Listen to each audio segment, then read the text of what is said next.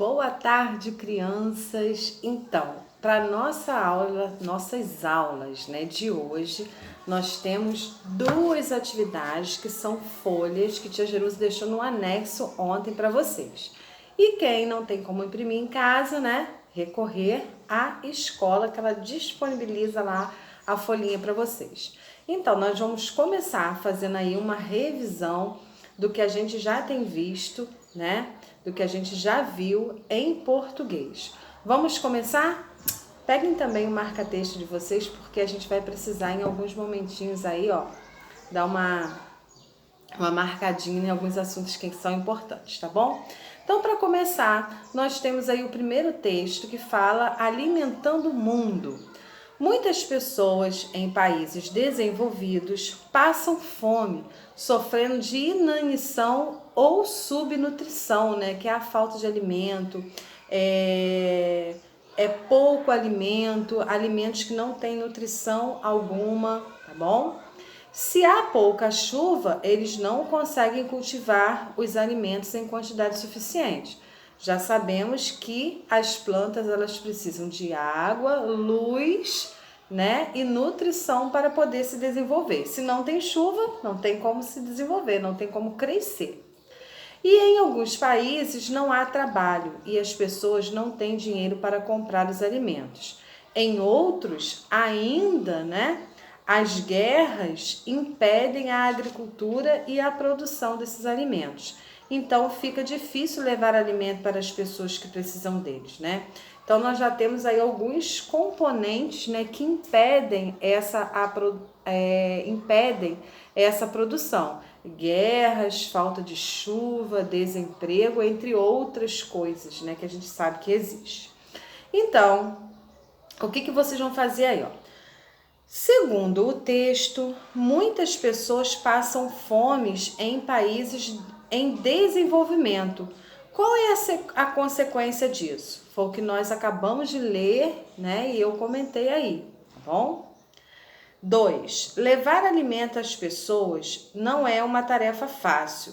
Quais são as razões pelas quais essa tarefa se torna tão difícil? Então, nós vimos que na questão que segue, que é a 2, nós não temos uma resposta só. Nós temos mais de uma, 2, 3, quem sabe, tá? Então, vocês vão marcar. Marquei, de acordo com o texto, né? Mais de uma opção. Eu vou relacionar essas questões que eu marquei na questão 2 na questão 3. Como assim, tia? Vou explicar. Relacione cada fato que você assinalou na questão anterior, que foi a questão 2, tá? A sua respectiva consequência. Então, nós temos aí letra A. Vamos fazer juntos. Pensem comigo. Impedem a agricultura e a produção de alimentos. O que nós lemos lá no texto que a gente viu que impede a produção de alimento? Houve guerra? Muito bem, tá vendo? Vocês já dei até uma resposta da questão 2, tá? Então, vocês marcaram guerra, que fala no texto, e tem aí na questão 2, e associaram a primeira afirmativa aí da questão 3, letra A. Impedem a agricultura e a produção de alimentos. A guerra. Beleza? Então, vocês vão associar as outras respostas a essas afirmativas aqui da questão 3. Não conseguem cultivar alimentos em quantidade suficiente e as pessoas não têm dinheiro para comprar alimentos. Na questão 4, vocês vão reescrever a frase a seguir, considerando um novo início. Do que nós estamos falando? Nós estamos falando dos pronomes pessoais do caso reto, tá? Eu, nós e ela. Então, nós temos aí, ó. Elas não conseguem cultivar alimentos em quantidade suficiente. Elas aí está se referindo a pessoas e está na terceira pessoa do plural. Então, o que nós percebemos aí nessa frase? que o pronome elas, terceira pessoa do plural, está associado ao verbo conseguem, que também está no plural. Então, a gente vai ter que prestar atenção aí no pronome e na sua flexibilização verbal, tá? Que tem que estar também no plural. Então, ó, na letra A, com o pronome eu, como ficaria essa frase? Vamos pensar aí juntos. Se elas não conseguem, eu não consigo, tá? Então, ó, eu não consigo cultivar alimentos em quantidade suficiente, tá bom? Então, mudou o pronome, flexibilizei o verbo também, tá? Porque tem, ó, que estar coerente um com o outro. Vocês vão fazer a mesma coisa usando o início aí, com o pronome nós e a mesma coisa com o pronome ela, tá? Na letra D, a palavra em destaque trata-se de um pronome demonstrativo, pessoal do caso reto ou possessivo. Para quem prestou atenção, já dei a resposta. Seguindo aí, questão 5, vocês vão dar o significado, né, o sinônimo da palavra subnutrição, tá? Na sequência, temos um outro texto. Há alimentos mais que suficientes para todos, né? Como que a gente vai entender isso? Então, vamos ler aí. Se os alimentos produzidos nesse ano fossem divididos igualmente, haveria mais do que o bastante para nutrir a todos. Entretanto, os alimentos não são compartilhados de forma apropriada. Os países desenvolvidos somam 30% apenas no mundo. No entanto, eles consomem 60% dos alimentos produzidos mundialmente, ou seja, pelo mundo. O que nós temos aí?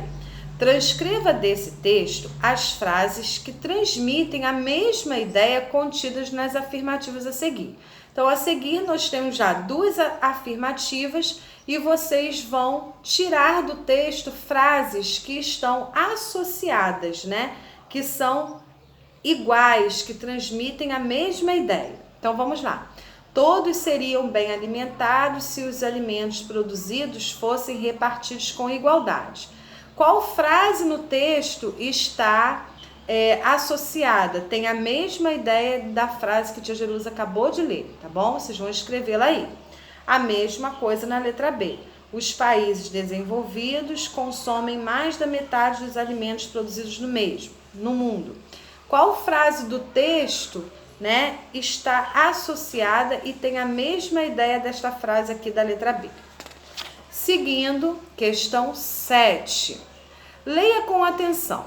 Os países desenvolvidos somam 30% no mundo e eles consomem 60% dos alimentos produzidos mundialmente. Letra A. Quanto sobra de alimento produzido para ser consumido nos países restantes? Então, ó, na informação que nós temos aí no quadro acima, nós temos 30% nos países desenvolvidos e nós temos 70% nos países restantes. Então, eu quero saber quanto sobra para ser consumido nos países restantes, tá? Vocês vão ver aí. 8. Observe este trecho e faça o que se pede. Os alimentos não são compartilhados de forma apropriada. Abaixo, marque as palavras que estão em destaque e que significam, respectivamente, o quê? Divididos e corretos, repassados e combinados, repartidos e errados. B. No trecho temos uma frase ou uma oração? Alimentos é considerada uma palavra oxítona, paroxítona ou proparoxítona, tá? Vocês vão justificar aí por que ela é oxítona, por que ela é paroxítona ou por que ela é proparoxítona. Aí, Fechando na nossa última folha, a gente vai falar um pouquinho, a gente vai relembrar um pouquinho os numerais que nós vimos essa semana. Mas é fácil, porque a gente também já trabalhou isso em matemática, tá? Então, numeral é a classe de palavra variável flexionadas em número e gênero, encarregada de determinar a quantidade de pessoas, objetos, coisas ou o lugar ocupado numa data sequência. Em outros termos, o numeral é a palavra que indica.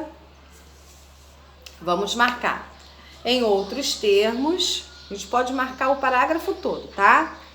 Em outros termos numéricos, o número exato ou posição de tal coisa ocupada na série, sendo ele classificado como cardinais, ordinais, fracionários, coletivos, multiplicativos, numerais romanos e percentuais. Então, a gente vai destacar todo esse aí, vamos relembrar, tá? Porque são informações importantes. Então, marquei tudo. Vou mostrar pra vocês.